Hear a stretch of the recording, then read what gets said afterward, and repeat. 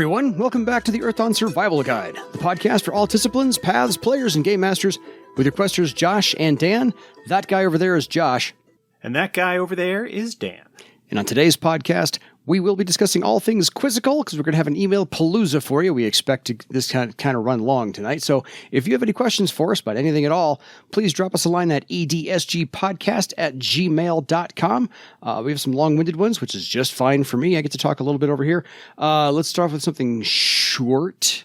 Hey, Josh, Dan, thank you for the excellent content. Is there anything that the community can do to support the two of you with material for the show? Perhaps if each episode topic was posted to Discord, Reddit, or Facebook channels to get people to discuss the topic as a community and create traffic between media sources. Beyond that, I would love to know if we should anticipate any new airship books or adventures coming soon. With two core book disciplines being oriented towards airships, I hope to see more airborne content. Kindly, Michael. Thank you, Michael.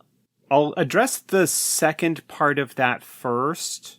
We don't have any current plans for airship / riverboat rules. My issue with the airship rules as they have existed in the past is that they tend to take focus away from the player characters and not really give the group as a whole enough to do. Fair. To borrow the Shadowrun term, it's not quite the Decker problem. Yeah. But when you have a group that has a Sky Raider or an Air Sailor, and you're getting into a scene or situation with an airship and you want to have airship versus airship combat or some other kind of situation like that, there's not a lot for the non-sailor characters to do unless and until the airships get close enough for there to be a boarding action. We've been focusing on other stuff and not really thinking about the best way to address that. I have some really, really vague, not particularly formed thoughts about a possible way to approach it, but no, there's nothing really currently in line. One of the Legends of Barsave adventures does briefly involve an airship. It's the one where you go over into the war zone and deal with the false men. You take an airship over there, but that doesn't really have the airship featuring significantly in any kind of capacity the way that, say, Terror in the Skies does. Yeah, fair. With regards to the first part of that, we are more than happy to entertain suggestions for topics to cover. Yeah. Emails can be helpful in that regard. We have, at this point, covered a lot of the larger topics. And I don't know, maybe there is some value in mentioning, hey, this is a topic that is going to be coming up that we're going to be recording in a couple of weeks. If people have thoughts or questions or whatever, either post them in this thread or send us an email or whatever. I think actually it might not be a bad idea to mention it now. We are working on an episode coming up here in a couple of weeks where we're going to be talking about the subject of player character death and different ways to approach that or handle that and various options and whatnot that you can have. So if you have thoughts or ideas or stories that you want to share along those lines, send us an email, edsgpodcast@gmail.com, or I will try and remember to post probably in the official Earthdawn group on Facebook, because that seems to be a good place to get that kind of thing, or maybe as a subject in the FASA Discord. Maybe I'll open up a thread in there to talk about that. So that is a possible idea. I don't want to say that we're necessarily starting to run out of subjects.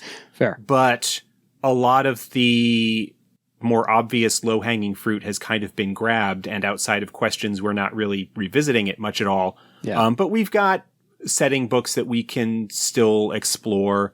We've got this player character death topic, other sort of more general advice ideas that pertain not just to Earthdawn, but RPGs in general, but, approaching them from a specific Earthdawn point of view. So that's where that is. Yeah, we're just mining a little deeper, getting what we can out of it. All right, on to Jennifer. Jennifer, I honestly think, except for people who've only written in with their initials, this is our first female email. I certainly can't think of anything off the top of my head. Gonna hazard a guess. Jennifer, you get 1,000 legend points just for emailing us. Be the first. And it took 100 and some odd episodes to get there. Hi, guys. Thank you for the podcast. I was listening to episode 48, and Dan mentioned that he had built a spreadsheet for NACs and their associated disciplines. Would you be so kind as to send that to me or post it somewhere where I can download it? Thank you for your time and the great info. Jen, GM Extraordinaire. Thank you, Jen. I have the spreadsheet, but it's basically I built off of Josh's spreadsheet, so he's actually got the thing somewhere. I think all I ever did was add on the ones from the questers, maybe?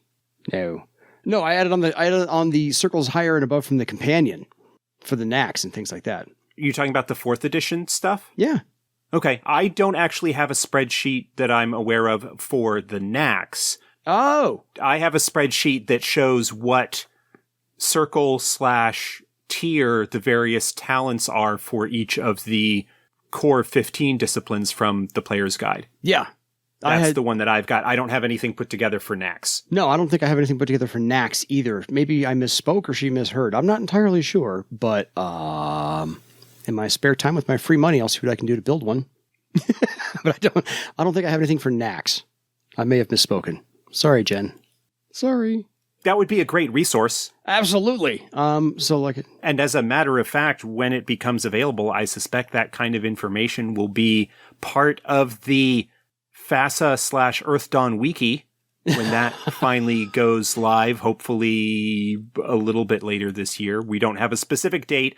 Things have been slow in that regard, but we're hoping that it is able to at least get sort of its early release thing online at some point. Fair. So in my spare time, I'll see what I can do to work on that one because I need another project like a hole in the head. Next from Jonathan. Hey guys, just listened to your episode on the 3rd and 4th circle shaman spells, which spawned from me 2 simple questions. Number 1, does Animal Companion count as allies to benefit from the 5th circle ritual regarding pack and binding spells? I would say no, because there's some other stuff that's in play there, and I don't remember off the top of my head exactly what it is. But that, for example, an animal companion is in a sense not able to give consent for things, in the same way that there is, certainly while they are valuable and they are intelligent in their own way, I don't think that is the intent. There's nothing that immediately comes to mind, but it feels like there are 1 or 2 cases where animal companions are excluded from being in part of something like that. And so I would say probably not. Fair enough. Question 2. How would you handle Repel Animal cast in front of a charging cavalryman? That's just it. Thank you guys for the show. Jonathan. So Repel Animal, while similar to Life Circle of 1, has one pretty notable difference. And that is that Repel Animal does not cause damage to the animal, it just directs them gently aside. That's the actual text from the spell. And so you could put it up in front of a charging cavalryman mount or a charging animal of any sort, and if successful, I would say that all it would do is deflect the animal away from the path that it is on, rather than halting them hard, or perhaps the thought here being, if I can get the animal to stop, then there's a chance that the rider might fall off. But it's pretty clear from the lack of damage that it causes, unlike Life Circle of 1, which does cause damage to undead or other entities that try to cross it. That the intention of Repel Animal is to just keep animals out of an area, not to harm or injure them in any way. So I would just have it redirect the charge of the animal. It would certainly be a potential way to protect yourself from getting skewered by a charging cavalryman, but I don't know that I would have it do any kind of offensive effect otherwise, whether stopping the animal hard or dismounting the rider or anything along those lines. Fair. Hello, good sirs. This is from Francois. Another question I have in mind, since I might try to start a game for my kids, it might help me. I always figured the cares were magically sealed during the Scourge, but as we have seen with the Earthdawn and other references, people were getting out to try to open other cares. How did they do that? Let's suppose I have a new game with a closed care. People are just coming and knocking? Could they open the doors for 5 minutes? I am now on to episode 46. You talked in 45 about naming spirits. Okay, let's handle the first one first. Sorry, there's a couple of questions on this one. So, generally speaking, cares were magically sealed during the Scourge, or otherwise closed in some pretty significant way. You know, large, heavy stone door, typically with magical wards and protections on it to prevent it from being broken into or breached from the outside, stuff along those lines. People would be able to open the care from the inside, like that's kind of the point, is that eventually when you want to emerge, you need to be able to open the door so you can get back out. And yeah, I don't know, it's not in any 4th edition material, but in earlier material, there was actually a wizard spell called Care Knock. Oh, yeah. Or Care Knocking, where basically it was just a spell that you would cast on the door of a care, and it would interact with the wards and magical protections to indicate that somebody was at the door and, you know, looking to communicate. And then there was another spell that I don't recall off the top of my head that would allow, again, I think it was a wizard spell, to write on the outside of the door and the message would appear on the inside. Yeah. So that there could be some communication. So there were methods that were developed to allow people to communicate in that way. Yeah. I don't recall off the top of my head whether either of those spells is going to make an appearance in Deeper Secrets. They exist in prior editions. 1st edition. Guaranteed. Definitely 1st edition. Probably appeared in some variation in later books. Mm-hmm. Classic almost certainly has it in there. Yeah. I just don't remember the specifics, so it being something that exists within the setting is perfectly fine. I just don't know exactly what the mechanics or circle were off the top of my head. It was very high circle. It's like 8th, and it was very high circle. I don't know that it was very high. I think it was like a journeyman tier spell. Care Knocking had 4 threads, and Care Pictographs was the other spell that I was thinking of. Because of the way they're listed here, I don't know what circle they are. Oh, of course not. According to the Earthdawn 3 Player's Guide, so this is the 3rd edition book, Care Knocking was a 4th circle wizard spell, and Care Pictographs, which is the one that allows you to communicate through the wards of a care, is a 5th circle spell. So, not super high. No, they would be accessible to, you know, most skilled folks. According to 3rd edition, they've got like 4 threads each. Yeah. But they are spells that exist within the setting, and I would have no problem at all with them continuing to exist. We just don't have specific 4th edition mechanics for them. Fair.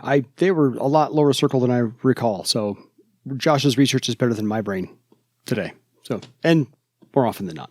Okay, back to Francois. I am now on episode 46. You talked in episode 45 about naming spirits to gain power over the spirit. How could that work? Half magic? In fact, my question is, where can I find the most rules on such naming? Is there also any kind of information on pattern items for, say, Throal or Thera or far less important places? There really aren't any rules as far as mechanics go for naming spirits in that way. Half magic would seem to me to be a good place to have your character maybe, if they are of a discipline, that would have relevant knowledge about that to know the process for naming. I think it's something that is better served without hard mechanics in it. I think there may very well be a ritual. That is something that I would tend to have be a kind of story beat or an arc of some sort, where if you are going to be building a relationship with a spirit where you want to name a spirit that you are going to be working with, that is something that for most summoners you would want to build that relationship over time. So you'd be looking at a situation not too much unlike bonding with an animal to make it an animal companion or something along those lines. You want to have its attitude towards you be largely positive so that it is willing to undergo such a thing, because a spirit would know that being named like that does give the namer a certain amount of control over them, but they also know that it will make them more powerful and more difficult to control by other people. So that's something that I would definitely keep in mind with regards to that. Yeah. I am not crazy about the idea. In fact, in any game that I was running, I would not allow a summoner to just call up a spirit and name it, like to force a name upon a spirit like that. I don't think it would take. Fair. It doesn't strike me as something that should be easy to do. But I also don't think that there necessarily needs to be a mechanic or a test that the character would need to make in order to successfully do that task. With regards to pattern items of Throal, Thera, or other places, there really aren't any details of what they are.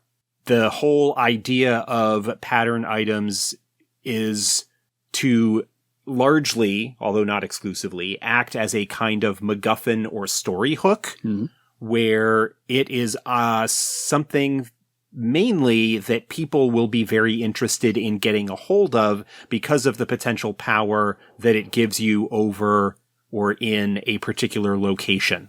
For significant places like Throal or Thera, there are probably researchers and magicians that have done research and figured out what the likely pattern items are, and probably have those under a certain amount of protection. Certainly, if such an item were to fall into the hands of a player character for them to take advantage of that, there would be a lot of people very interested in taking it from them for their own ends or retrieving it so that that weakness to the location is no longer a problem. Yeah. Yeah.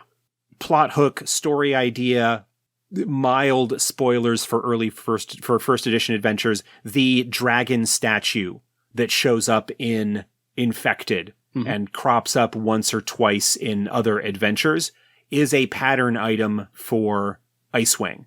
It does not, in and of itself, really have anything in those adventures that the player characters can take advantage of with it. In fact, it's fairly well established in the aftermath of at least one of those adventures that even if they, like, when they show up with it, somebody shows up offering to buy it, and if they decline to sell, then it gets stolen. You are not going to hang on to this. The person that it belongs to is far too powerful and has far too powerful servants to let this have go. Player characters stop them from getting it if they really want to. Yeah. But again, that's plot hooks, MacGuffins, story seeds. It's like the suitcase in Pulp Fiction. Yeah. It is a thing that lots of people are interested in for various reasons, and if one comes into the life or crosses the path of player characters in some way, it is going to cause some problems. I feel quite a bit more concern and attention paid to pattern items than they necessarily deserve. They are cool. They can be great story hooks. They can be good MacGuffins. They can be a way by which strange or quote unquote rule breaking aspects of magic within the Earthdawn setting can take place. With somebody's pattern item, you could do rituals or do things with that because of its connection to someone that would seriously bend, if not break, the expected understanding and laws of magic.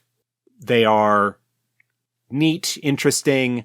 A lot of the concern about pattern items is player characters who are paranoid about their pattern items falling into the hands of enemies. Mm-hmm. And while I can understand that, the fear from that, at least from my point of view, derives from a more adversarial relationship with a game master, where you are worried about ways that they might mess you over. Yeah. That they might take advantage of you, or that is one of those things that belongs in a session 0 discussion, belongs in that ongoing meta discussion about the game as to whether that is something that is on the table. Mm-hmm. Personally, for games that I run, don't necessarily have a huge amount of interest when it comes to messing around with player character pattern items, except when they intentionally create them for a group true pattern.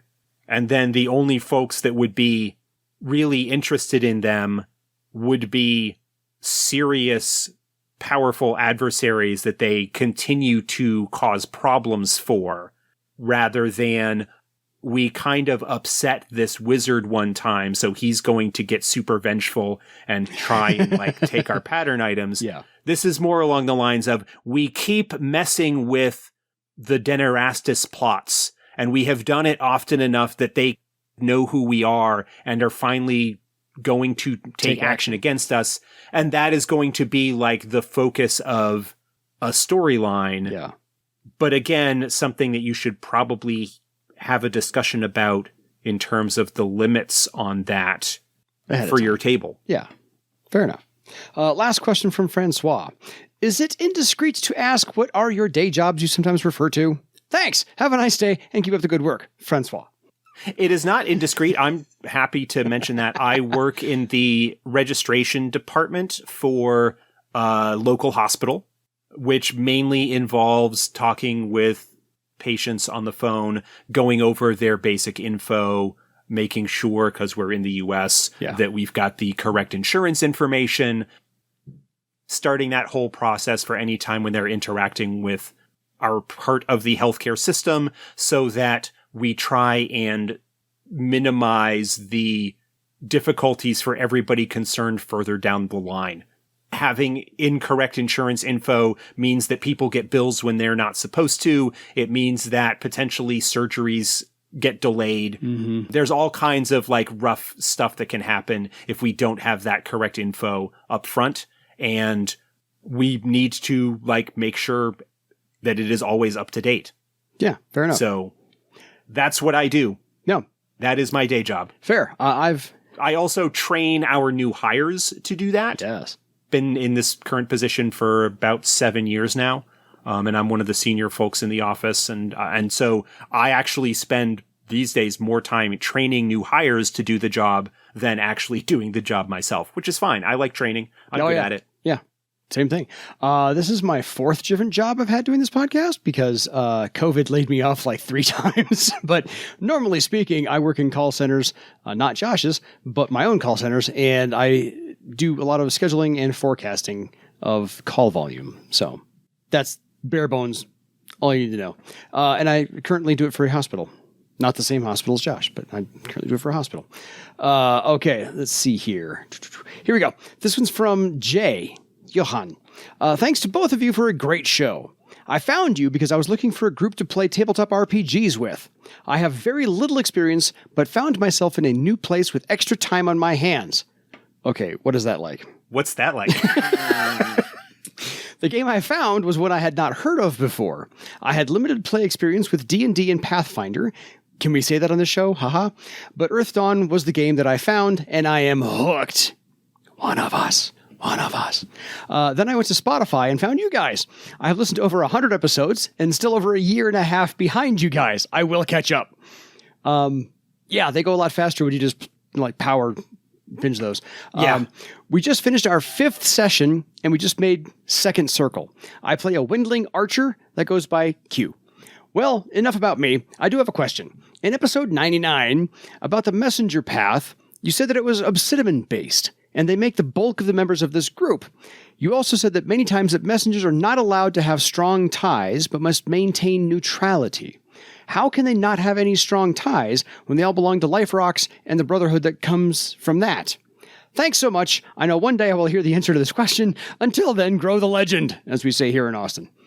Two things. The messenger path is kind of an outgrowth / revision of the previous version of messenger, which was largely obsidian. Yeah. There is some stuff in early Earthdawn material where obsidian messengers are often hired to deliver messages or small packages and so forth between population centers because they are very reliable when they take on a task like that. They complete it. Windlings are often used as messengers within a city because they are quick and can go up over buildings and don't necessarily need to follow the street paths. Yeah. And there was, I think it was in 3rd edition, they developed a messenger discipline Yes. based on the obsidian messenger that had sort of existed within the setting lore previously. That rings a bell. When we developed, mainly when Morgan developed the messenger path for 4th edition for Mystic Paths, there was some rework done on that to have it be a kind of organization within Bar Save, secret society, that kind of thing. And so, yes, Obsidian may still be a significant portion of that organization, but certainly not exclusively. To address the other piece of that, it is more that the messengers do not necessarily want to have strong political ties with any political power because their underlying philosophy, their underlying goal understands that it is possible for any particular political entity to change allegiances, to change how they operate, to no longer be in line with the foundational ethos of the messengers as a community. While there may be times that the goals of, say, Throal may align with the messengers or the Life Rock Rebellion or any number of other political powers or organizations where their goals and objectives fall in line with the messengers, if those no longer match, the messengers are going to give precedence to their ethos and their quest, for lack of a better term, than they are to any individual power. If something happens in Throal that ends up having them become a more imperial, tyrannical political force, that the messengers are likely to act against those efforts because it runs counter to the foundational ethos and philosophy of the messengers as an organization. I hope that makes sense. In a roundabout way, but yeah. Yeah. The Obsidian will have strong connections to their Life Rocks. The Obsidian members of the messengers will have that strong connection. And that is something that may cause problems, but individual Life Rocks tend not to have the political influence simply because there just aren't a lot of Obsidian. There aren't a lot of Life Rocks. There aren't enough of them to make them a force in that regard. Like, the closest one is the Life Rock Rebellion. Yeah. Which, at least for right now, falls in line with the overall goals of the messengers, at least as I understand them. Fair. I mean, yeah, Obsidian are only less than 1% of the population. So it's... Yeah. They should be rare. Just saying. We're talking maybe a few thousand Obsidian in all of Barsave. Yeah. Scattered across probably few hundred life rocks or something along those lines, if that many. Totally. It's like the Windlings. There aren't really enough of them to be a significant Barsave-wide political power, as opposed to Throal, Kratos, Travar, Iopos, entities like that, where there is more of a political gravity well, for lack of a better term, that shapes how things go. Fair.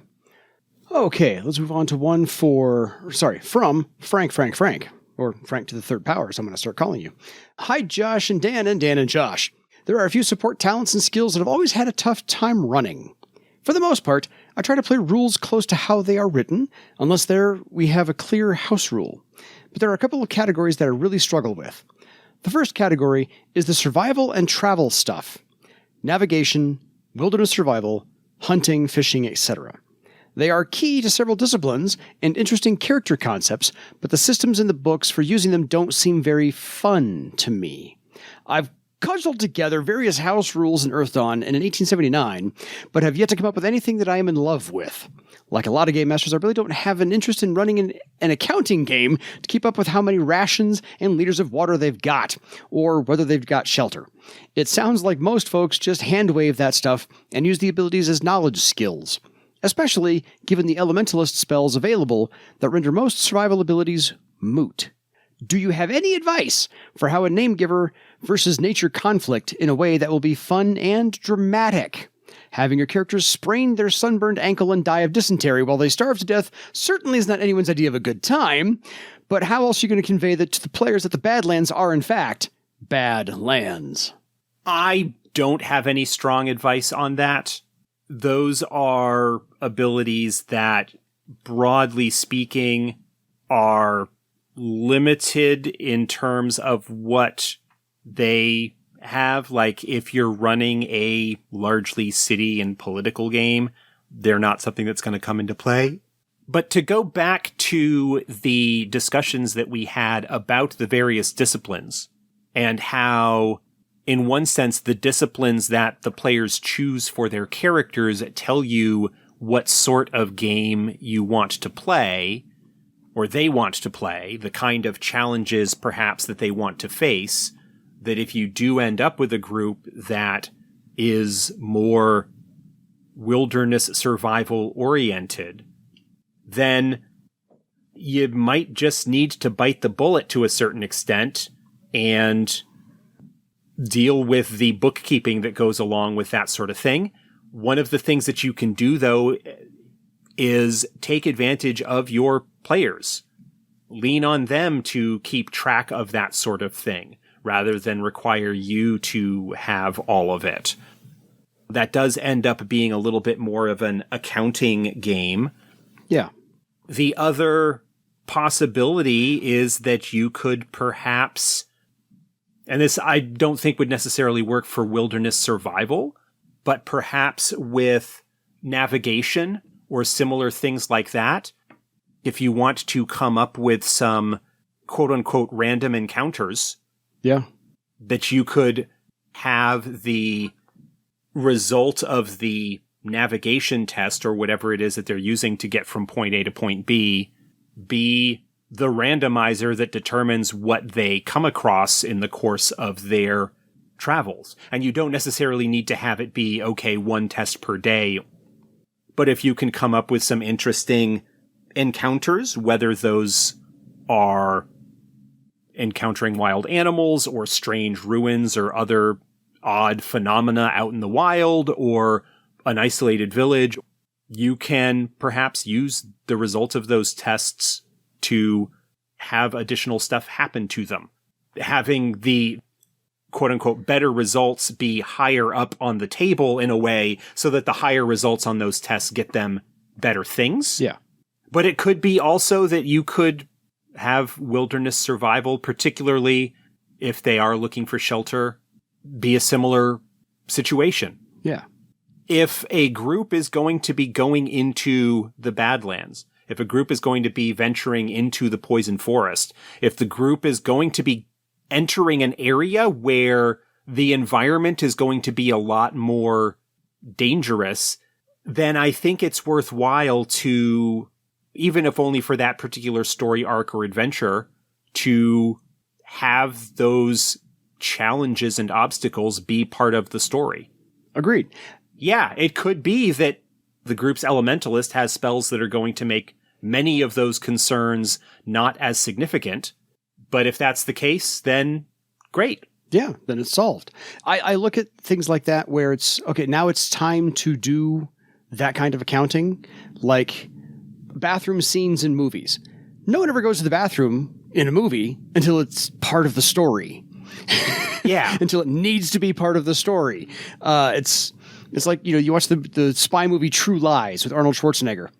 There's a bathroom scene in there because he specifically makes that a point to go to the bathroom and be attacked by the bad guys. He confines that space there. So until you need to go to the Badlands, until you need to do the accounting of the water and the food and the shelter, don't worry about it. When you need to get to that point, though, then it's time for the characters to actually do the resource management to play it accordingly. And I can certainly recognize the feeling that players might have of, just in general, but to talk specifically about those survival abilities and whatnot, to feel like they are, quote unquote, wasting legend points on raising these things that aren't being used. And again, as part of the ongoing meta discussion about the game, if they just want to have a character that is kind of like a wildernessy ranger Aragorn type, but they aren't actually interested themselves in the bookkeeping and whatever, then the amount of immersion, the degree to which you use that sort of stuff can vary from table to table or session to session or whatever.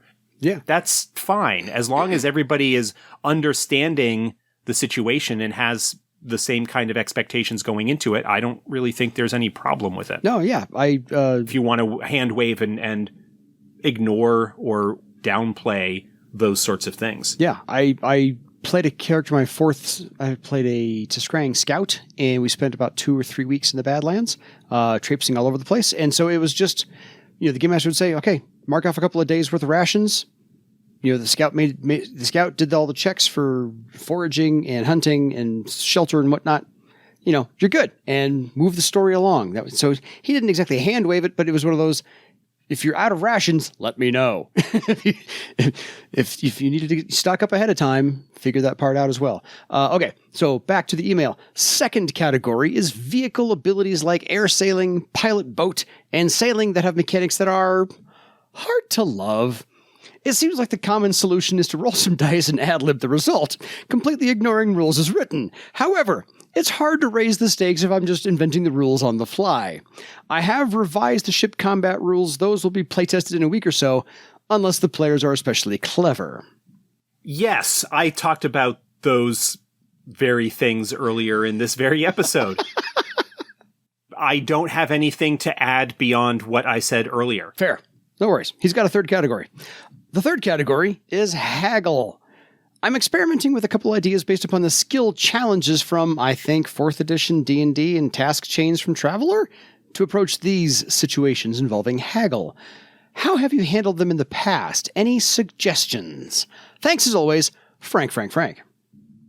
Honestly, Haggle has not been something that has featured significantly in any of the longer term games that I've run.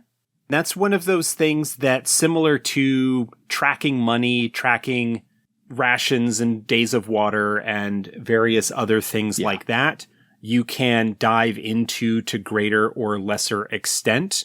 I would be fine if a group really didn't want to get into the super nitty gritty on that, to have Haggle be something that you just make a simple test on, in terms of maybe providing a bonus to how much you get for loot that you're trying to sell, or if we're not doing a heavy role play like circle advancement thing, just to make a Haggle check to see what kind of price they actually get for training to their next circle. Yeah.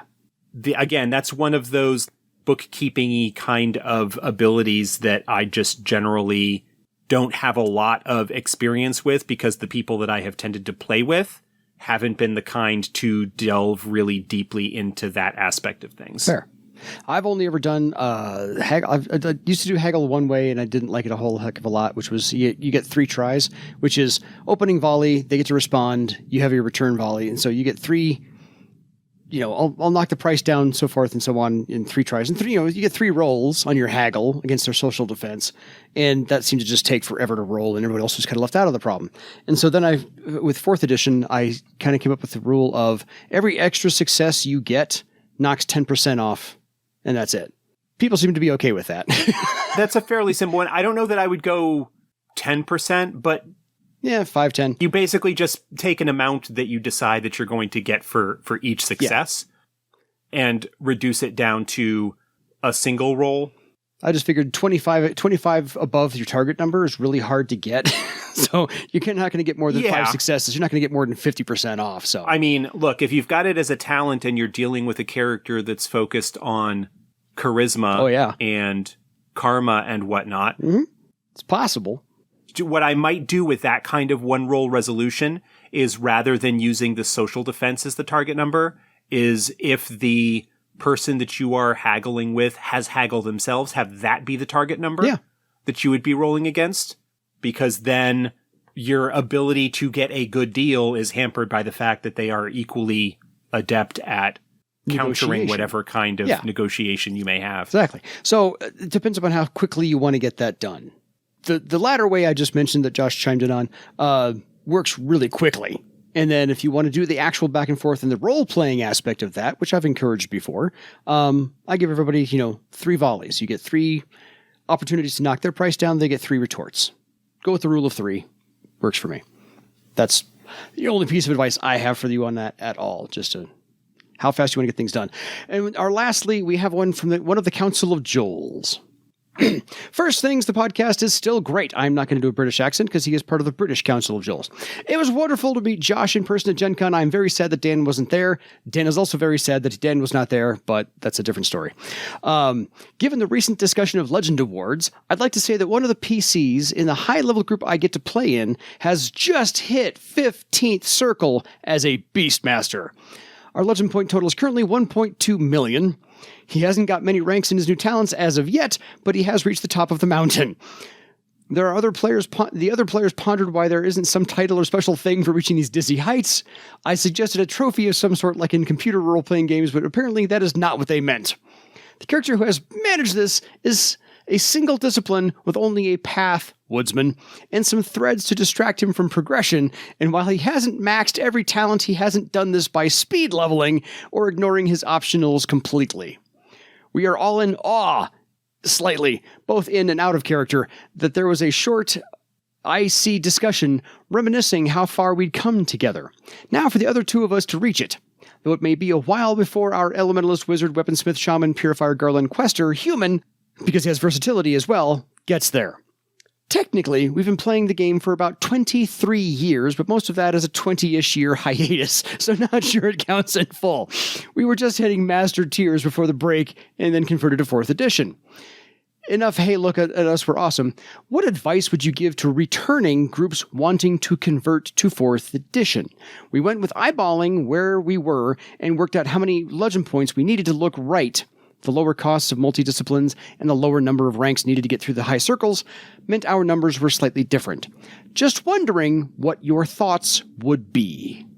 He has questions for Lou. Thank you, Joel. We will get those to Lou when we interview Lou.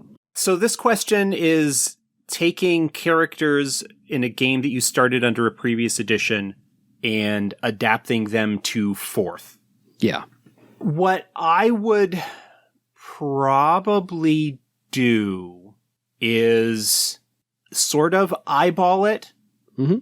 How about this? If you managed to keep records of your character's advancement, like what you spent your points on, then I wouldn't think that it's too difficult. There are 2 ways that you can go about it, I would say. One would be to eyeball it, where you look at your discipline and the talents that you had under the earlier edition and then look at what's part of the new edition and just kind of convert over as best you can. Mm-hmm. If you were playing an edition where you spent karma for legend points, spent legend points for karma, there's that.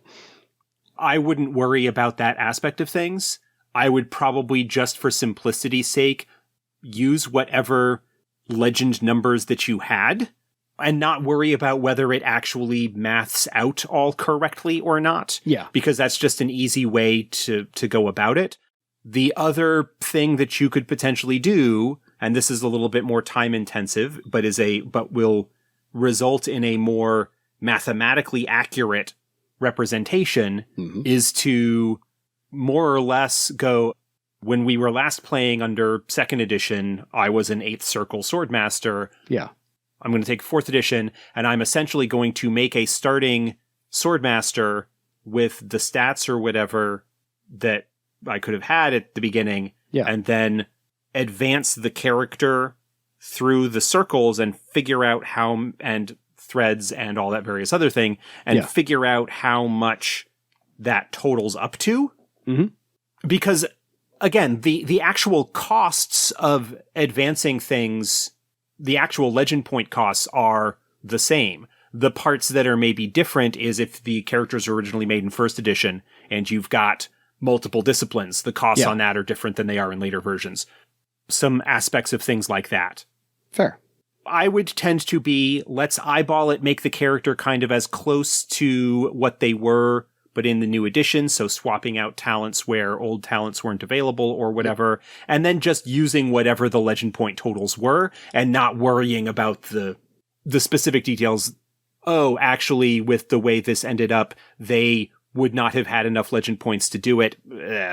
Yeah, fair. I wouldn't be that concerned about it if I was coming back to a game after 15 years and, multiple editions. Fair. I wouldn't be that concerned about it if we're actually going back to the old characters that way. No. My group actually had they wanted a refund on all the legend points that they had spent on things that were now free in 4th edition. So this is what I came up with to help answer the question. Since we spent points on durability, you get those legend points back, since it's now just factored on with your circle. Any points you spent on any attribute increases above 3, because previous editions allowed you to do 4 and 5 increases. So anything at 4 or 5, those points came back to you as well. Any points you spent on spell matrices came back to you as well, since those are now free talents. And not all of them, though, so you would want to be careful about how much you refunded on that. Fair. We hadn't Two of them you could refund. Yes, absolutely. We hadn't quite gotten above 4th circle, so I hadn't quite gotten into the weeds yet. And again, this was my beginning volley here. And then anybody who actually has Ritual of the Ghostmaster, because that was a 5th circle talent, you had to spend like 800 legend points on or something like that. To get there, those points came back to you as well. So that was at least a starting space for points. And then you could just, to Josh's earlier stated point, port over all of the talents that are consistent, rename the ones you get new in 4th edition that are better than the ones in previous editions. And so figure out where the points go and where the ranks are and things like that, and just keep those the same. Make your accounting easier. And then I did have some people who really went heavy on karma, and so they wanted a refund on those. And so I said, okay, 1,000 points per circle, because I'm pretty sure you could only max out at like 5 or 10 karma points. My memory is very vague on this one. Anyway, so they wouldn't spend more than 10 points per point of karma. So 10 times 10 is 100. So 100 points of karma, 100 points for pool. So I said, okay, 1,000 points, whatever. I'll be benevolent. So 1,000 points per circle that you are, to replace all your karma that you spent per circle. Because I know you spent multiple sessions per circle rebuilding your karma per day. So I knew that was going to be in there as well. So if your 2nd circle, 2,000 points of 2,000 legend points to replenish your karma pools. So all those points, that new pool you just got, could be spent on increasing here and there. Yeah, things like that. So that was my little thing. Durability points, karma ritual points, attributes above 3, spell matrices, most of them, and Ritual of the Ghostmaster as a nice starting point to just kind of call things refunded, returned legend points. Do what you want with those, port over your talents and skills, knock yourself out. Yeah, something else that you could use as a way of making perhaps the accounting and the math easier is to use something like Second Step, or if you have either the Roll20 or Foundry packages for Earthdawn, make the character in those, because I think those would track how many legend points you spent. And so you could get a sense of how many legend points it would be, and then just compare that to the totals that the characters have. That's a tool that could make that piece of things actually a lot easier. Oh, totally. The Steps character sheet was fantastic. I don't know what happened to it, but Second Step is something that's still around. It's Second Step now for 4th edition. Ah, okay. Because the Steps character sheet was out there, but I don't know if it got renamed. Yeah, Lars, the one who has did the previous versions of that. Yes. Second Step is the current one. It's the 4th edition. There is it's basically a website, web page, and you can save the character as a JSON file, which means that you can then re-upload it and change it and whatever. Fair. He has been really good about having everything included in there, including like quest doors and it's been fantastic. Second discipline rules and all that sort of thing. I got players who use it and they love it, and then it was down for a while, so I need to go see if it's back up again. Yeah, Cool. Second Step, I'm pretty sure it's called Second Step. Fair. No worries. I couldn't find it for a while. Folks, that wraps up this edition of our Quizzical episode, number 188. Yeah, until next time, email us your how you ported over from previous editions to 4th edition for your legend. Good night, everybody.